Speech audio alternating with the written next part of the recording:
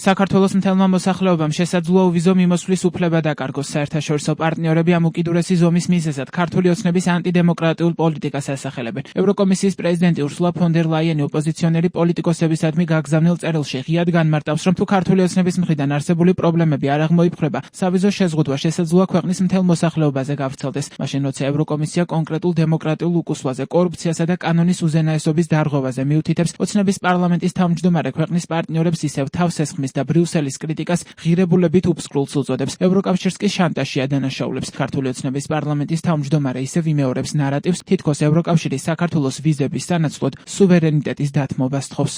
ევროკავშირი ხელმძღვანელობა ჩვეულებრივი შანტაჟიორები არიან, რომელიც აშანტაჟებენ მთელ ერს. და აშანტაჟებენ რისთვის? ჩვენ თავარი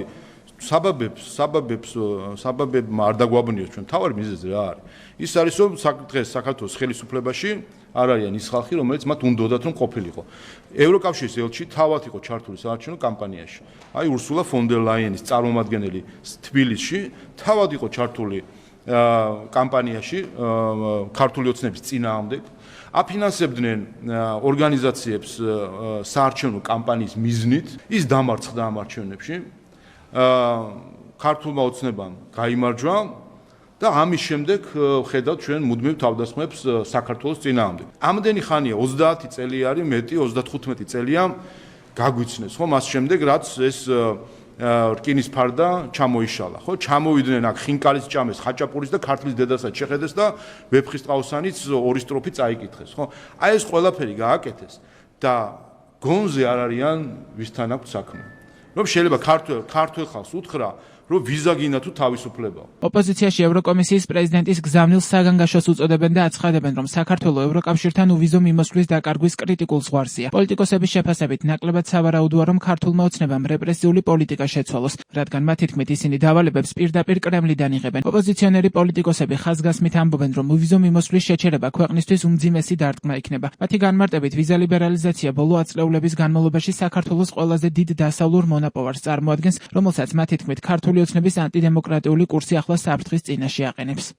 პირადად ჩემი მყარი პოზიცია არის ის, რომ უვიზო რეჟიმი არ უნდა შეეზღუდოს ჩვენს ხალხს, ჩვენს ქვეყანას და ჩვენს საზოგადოებას. პირიქით, ჩვენ ყველაფერი უნდა გავაკეთოთ იმისათვის, რომ ჩვენი ქვეყანა გახდეს ევროკავშირის წევრი, დავიბრუნოთ ევროპული მომავალი, რომელიც წაგვართვა, რომელიც გაგვიუქმა ქართულმა ოცნებამ. გავხდეთ ჩვენ ევროკავშირის წევრი, იმიტომ რომ ჩვენმა ხალხმა მიიღოს ერთი კეთილდღეობა და მეორე გრძელვადიანი მშვიდობა. საქართველოს და ჩვენი ხალხის წარმატების გზა გადის ჩვენი ქვეყნის ევროკავშირში გაწევრიანებაზე. სამწუხაროდ ოცნების პოლიტიკიდან გამომდინარე საფრთხე არის, მაგრამ კიდევ ერთხელ ვიმედოვნებ, ჩვენ არაერთხელ თქვენ გახსოვთ, არაერთხელ როგორც ღიად საჯაროდ მედია საშუალებების, ასევე პირად შეხვედრების დროსაც, როდესაც ჰქონდა შესაძლებლობა ყოველთვის ჩვენს ევროპულ პარტნიორებს მოუწოდებდით, მიუხედავად ოცნების ამ მავნებლური პოლიტიკისა, ეს ვიზა ლიბერალიზაციის შეჩერება, უვიზო მიმოსვლის შეჩერება არ შეეხოს ჩვენს მოქალაქეებს, ვინაიდან